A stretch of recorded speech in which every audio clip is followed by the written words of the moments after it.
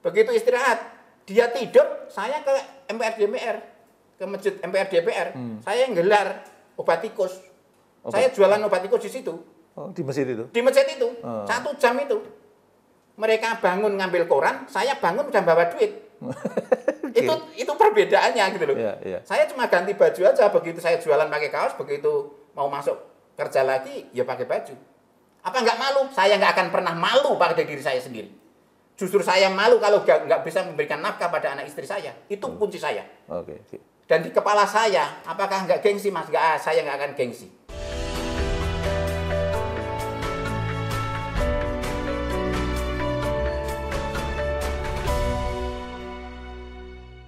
Assalamualaikum warahmatullahi wabarakatuh. Waalaikumsalam warahmatullahi wabarakatuh. Alhamdulillah hari ini kita ketemu lagi, dan alhamdulillah hari ini saya kedatangan tamu yang luar biasa yang seharusnya atau seyogyanya bisa menjadi inspirasi bagi Anda semua. Ya, kenapa?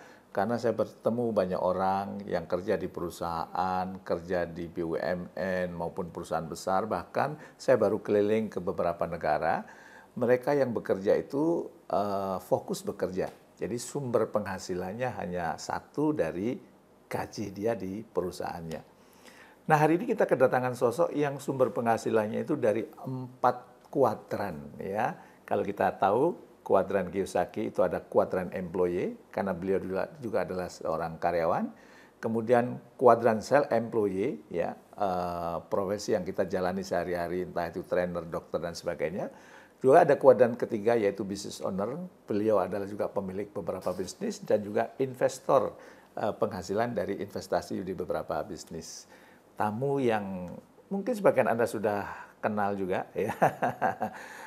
Ini namanya Pak Tri Sumono. Assalamualaikum Pak Tri. Waalaikumsalam Pak Jamil. Ya, terima kasih berkenan hadir di acara ini.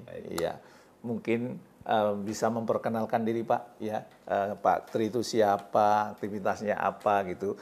Mudah-mudahan menginspirasi semua yang nonton acara ini, Pak Tri. Terima kasih, selamat siang Bapak dan Ibu sekalian. Nama saya adalah Tri Sumono. Asal saya dari Jogja. Cuma Jogjanya ke timur kira-kira 60 kilo, tepatnya di Gunung Kidul. Saya mempunyai istri 1, putri saya 2. Saya adalah satu-satunya orang yang ganteng di rumah itu. Dan pendidikan saya kebetulan SD lulus, tapi saya sangat bangga karena ranking 1 dari belakang. SMP juga sama, saya juga ranking 1 dari belakang, dan SMA saya juga ranking 1 dari belakang. Itu tidak sengaja dan bukan tidak pesanan, tapi nasiblah yang harus membawa saya seperti itu. Tapi prestasi-prestasi yang saya raih walaupun tidak memuaskan, tapi saya mempunyai percaya diri yang sangat luar biasa sekali bahwa hidup yang mengubah adalah diri kita. Yang mengubah adalah doa dari orang tua saya. Makanya apa yang saya raih saat ini adalah bagian dari doa ibu saya dan bapak saya dan niat yang gigih dari saya sendiri. Itu kira-kira Pak Jamil. Oke, tuh ya, pendidikannya cuma S3, SD, SMP, SMA. Tapi bisa menjadi manusia 4 kuadran. Pak, walaupun hanya S3, Pak, SD, SMP, SMA, bahkan saya pernah ditunjukin juga ya, nilai ijazahnya itu matematika waktu SD 5, SMP 5, SMA 5. Untuk sebagian orang kan nggak berani bersaing, Pak. Betul. Tapi Pak Tri kok bisa punya 4 kuadran itu, penghasilan dari 4 kuadran, Pak. Mungkin bisa di-sharing-sharing Pak rahasianya, Pak. Terima kasih. Mungkin saya perkenalkan waktu saya kerja pertama kali, tepatnya di hari Senin, lamaran saya diterima dan saya harus mulai kerja. Saya harus pakai baju warna putih, celana hitam, dan sepatu warna hitam.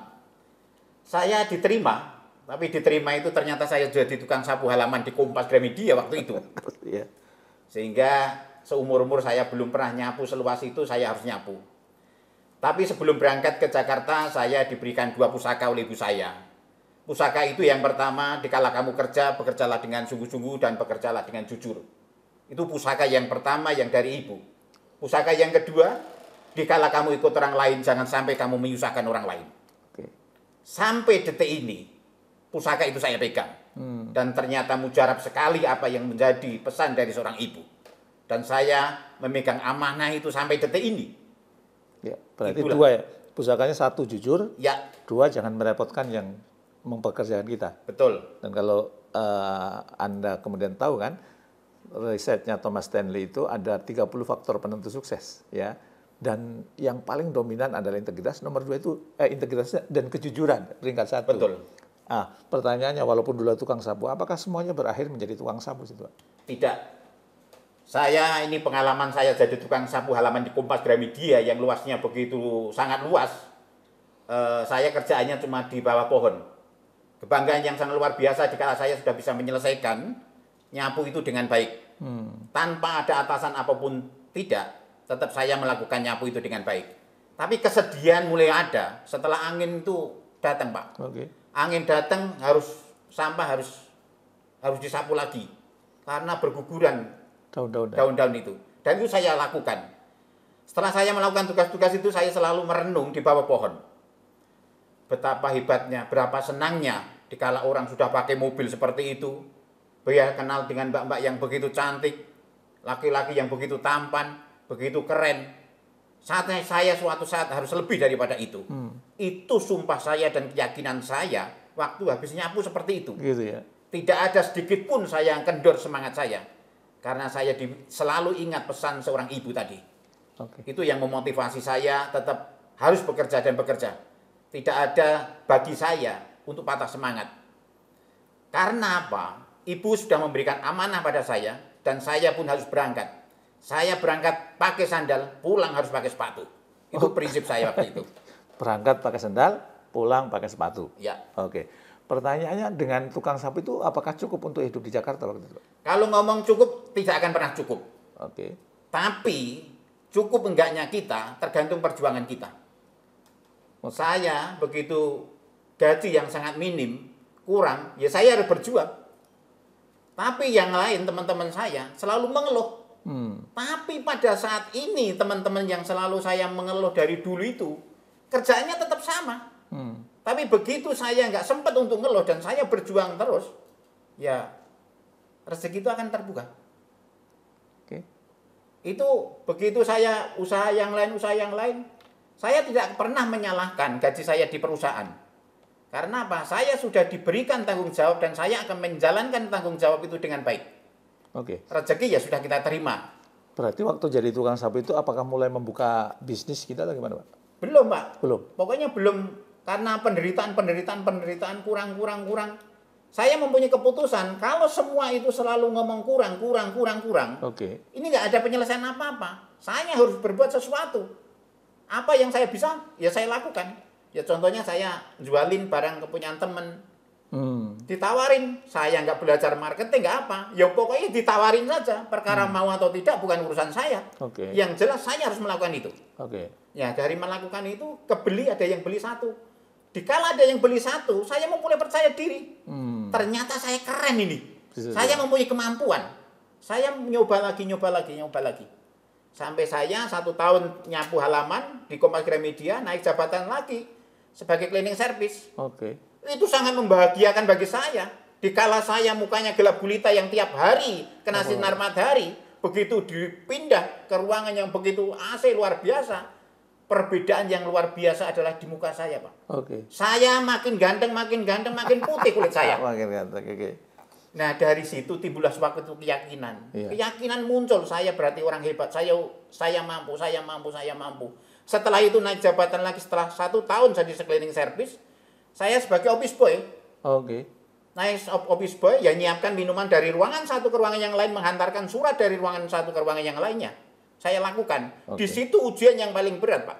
Kenapa ujian paling berat? Karena apa? Di meja-meja karyawan ada uang, ada ketinggalan yang berharga, dan saya harus menyelamatkan itu. Dan begitu dia masuk pagi, saya sampaikan, ini kemarin mejanya ada uang. Nah, ternyata apa yang menjadi pendidikan dari ibu saya itu benar-benar ibu saya belum tahu apa-apa sampai nanti saya mau kerja apa. Ternyata saya udah dibekali ilmu itu dari ibu saya. Gitu loh. Ya. Jadi, ternyata kejujuran itu membawa perubahan. Setelah dari office boy, ya saya pulang ke Gunung Kidul nih. Ditanya teman-teman, kerja apa Mas? Di Kompas Gramedia, bagian apa? Office boy. Wah, keren kamu.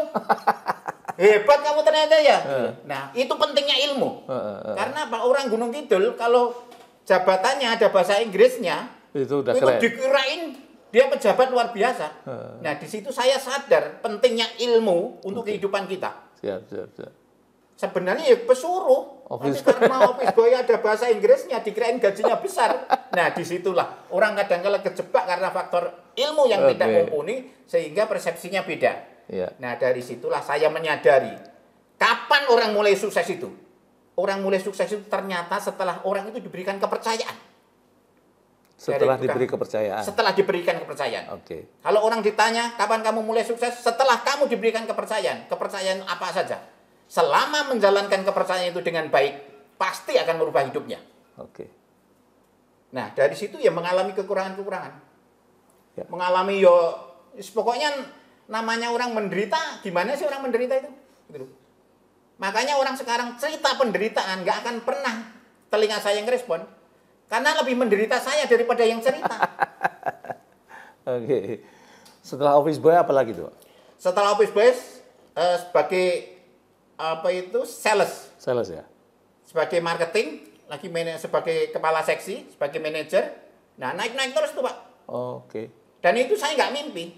Dan semua yang dilakukan di Kompas Gramedia waktu itu, saya sebagai pekerja, kalau dilihat gajinya, pasti kurang gaji itu. Gaji itu semua kurang. Oke. Nggak ada orang kerja jadi kaya, itu nggak ada. Itu bagi saya ya, Iya. karena saya ngalami. Apalagi saya nikah. Setelah nikah itu, gaji saya tahun 1996, gaji saya 250.000, Pak. Oke. Untuk ngontrak 3 petak, itu 200.000. Sisa 50.000. 50.000 sisanya. 50.000 untuk uang belanja istri saya. Nah, kalau mau tahu karakter sesungguhnya perempuan itu, uang belanjanya kurang, itu Pak, istri saya alimnya luar biasa. Tapi begitu uang belanjanya kurang, wah, galaknya luar biasa, Pak. Oke. Loh, serius, Pak. Oke. Di situ baru saya mengenal bahwa uang itu adalah bagian dari energi. Oke. Uang bagian dari energi. Iya. Gimana itu penjelasannya? Jadi, semua persoalan itu kan kehidupan saya kan masalah uang nih. Oke. Uang kurang. Ternyata uang kurang itu juga membuat keharmonisan dalam rumah tangga itu Terganggu. Oke. Ya termasuk istri saya yang alimnya aja. Kalau nggak ditanya, nggak ngomong. Tapi begitu uang belanjanya kurang, waduh. Seperti baru lulusan sastra kemarin, Pak. Dari pagi sampai sore, Oke. itu membaca puisi terus. Mana yang berasnya habis, pampasnya habis, susunya habis. Itu bisa hafal dari pagi sampai sore. Oke. Tidak. Itu nggak sengaja dihafal, tapi kok bisa hafal? Iya. Pendiam bisa sampai seperti itu. Gara-gara uang belanjanya 50.000. Nah, gimana ngatasi uang belanja yang kurang itu? Nah, karena istri itu saya itu sering marah-marah kayak gitu, saya nyari alternatif yang lain. Apa yang harus saya lakukan?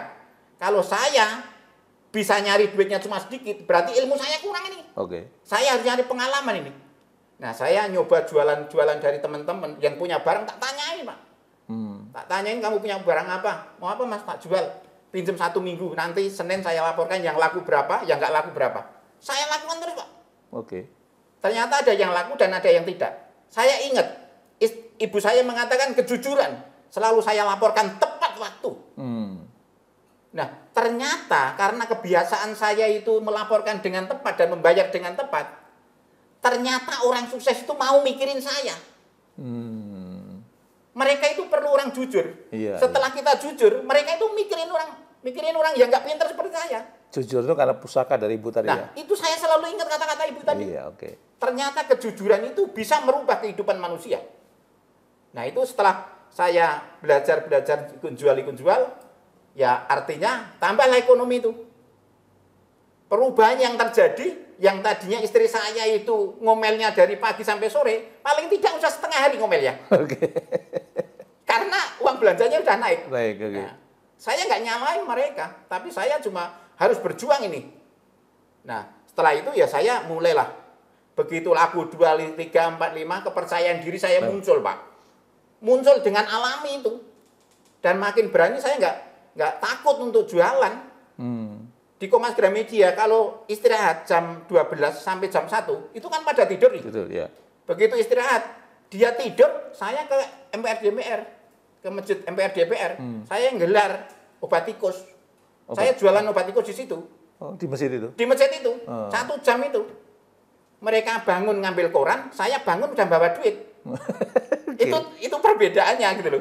Saya cuma ganti baju aja, begitu saya jualan pakai kaos, begitu mau masuk kerja lagi ya pakai baju.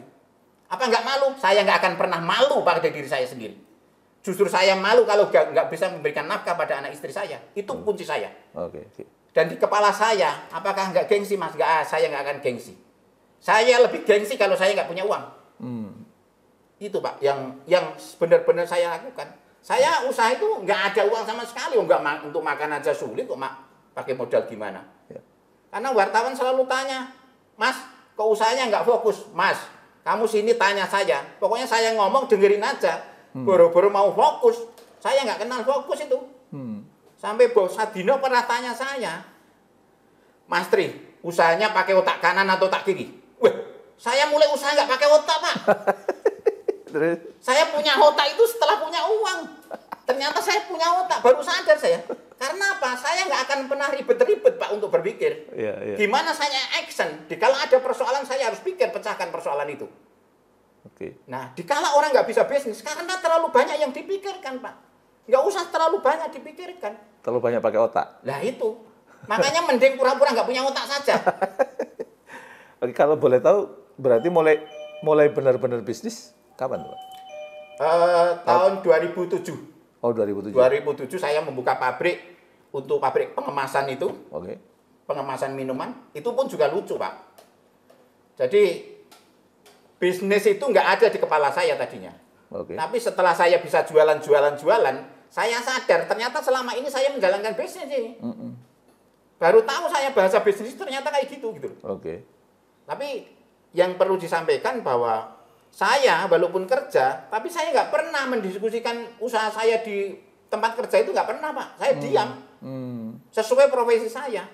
Walaupun saya bisa, waktu itu mobil saya udah baru, yang terbaru saya beli. Tapi begitu saya memang levelnya ke kantor pakai motor, ya saya pakai motor, Pak. Tetap pakai motor. Karena apa? Itu bukan dunia saya pakai mobil di situ. Dikala saya pakai mobil, terjadilah lingkungan yang tidak baik di tempat kerja saya itu. Oh, beli mobilnya berarti dari hasil bisnis? Ada sebuah hasil bisnis. Jadi ke kantornya karena memang jabatannya masih belum layak pakai mobil. Akhirnya pakai motor? Iya. Nah itu karena apa? Saya pintar menyembunyikan itu. Sehingga orang itu selalu banyak meremehkan saya. Saya itu makin diremehkan, makin senang. Karena nggak ada konsentrasi. Kenapa itu? Nggak ada konsentrasi? Ya artinya orang nggak konsentrasi ngawasin saya. Nggak ada. Artinya ya saya ya biasa-biasa saja. Tapi begitu saya dimuat oleh media massa di luar Kompas Gramedia, heboh lah.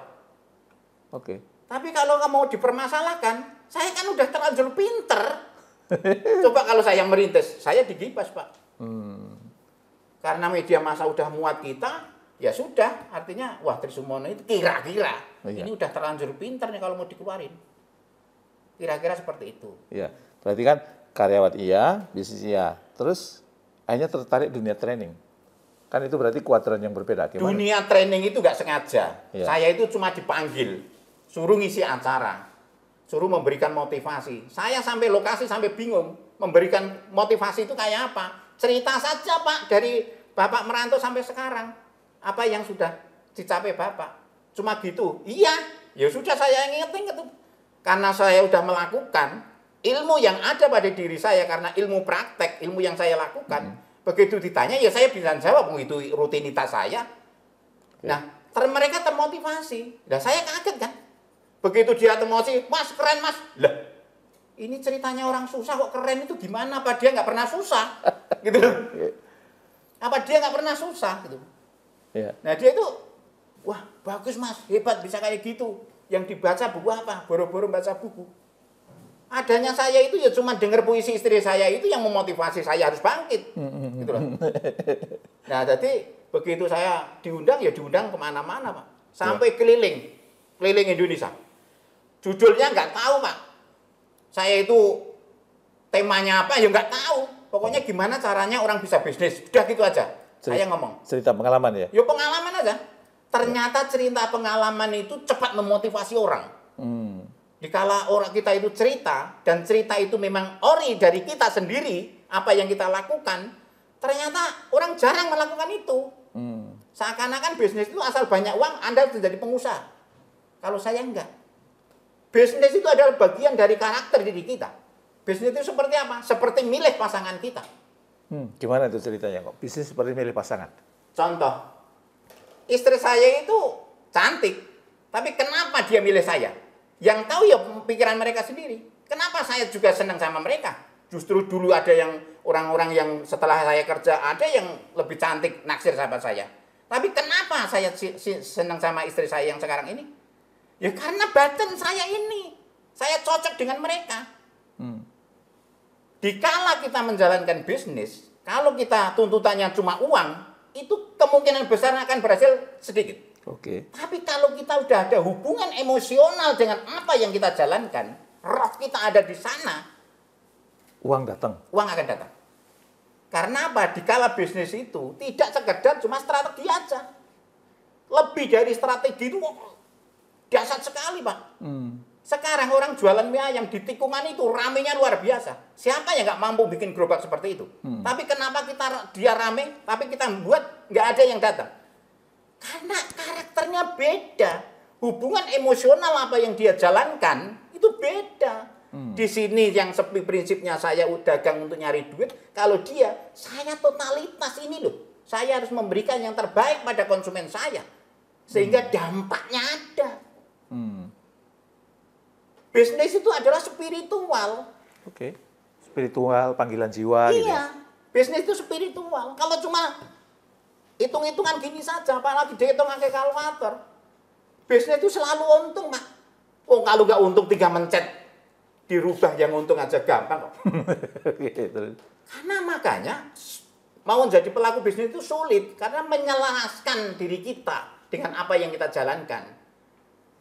Gimana caranya menyelaraskan tuh, Pak? Supaya Ya kita ngikutin dulu terus alurnya. Karena apa? Karakter kita dan apa yang kita jalankan itu harus selaras dulu, Pak. Harus kecocokan itu harus ada dulu. Makanya kalau mau bisnis anti gagal itu gampang ngetesnya. Gimana uang 1 juta menjadi 1.100.000? Lakukan 1 bulan sekali. Nggak usah mulu-mulu. Dikala sudah bisa, lakukan lagi. Gimana uang 1 juta menjadi 1.100.000 per minggu? Kalau sudah lakukan lagi, gimana uang 1 juta menjadi 1.100.000 per hari? Oke. Secara logika kalau itu bisa dilakukan, artinya sudah mengakar apa yang dia lakukan itu. Iya. Tapi kalau belum, ya sudah diulang lagi. Sekarang itu ya Pak, orang mau bisnis, rata-rata kepengen cepat kaya. Tapi fatalnya nggak diikuti oleh pengetahuan yang ada. Ini yang fatal. Pengetahuannya itu dari belajar atau dari pengalaman? Dari pengalaman ya dari belajar. Karena apa? Sidik jari kita itu mencari kunci diri kita sendiri. Pak Jamil bisnisnya lancar, bagus. Begitu saya dari sini saya niru. Sedangkan ini nggak connect ini. Saya bisa bikin Pak, paling 1 bulan atau 1 tahun. Tapi setelah 1 tahun ya udah, ini pasti wassalam Pak. Dan wassalamnya itu kadangkala orang nggak menyadari itu. Karena ini saya memang bukan arahnya ke sana. Itulah pentingnya tadi panggilan jiwa itu ya. Betul. Panggilan jiwa tadi Pak Tri sering bilang energi gitu. Iya. Apa sih kaitannya panggilan jiwa sama energi itu? Energi itu sebagai pendorong kita untuk apa itu melancarkan tujuan kita. Oke. Alat pendorong. Tapi kecocokan apa yang menjadi usaha kita itu adalah konsentrasi energi kita di sana. Oke. Begitu konsentrasi ada di sana, makanya energi itu pendorong. Bahasa globalnya, energi positif tinggi, tingkat keberuntungan orang itu tinggi. Tinggi, oke. Logikanya gitu. Makanya begitu energi itu sudah naik, sekarang difokuskan ditembak kemana nih? Ya. Yang cocok dengan kita. Saya sebagai pembicara, begitu saya waktu itu nggak punya judul apa-apa, saya kan ke akademi trainer tadi. Ya.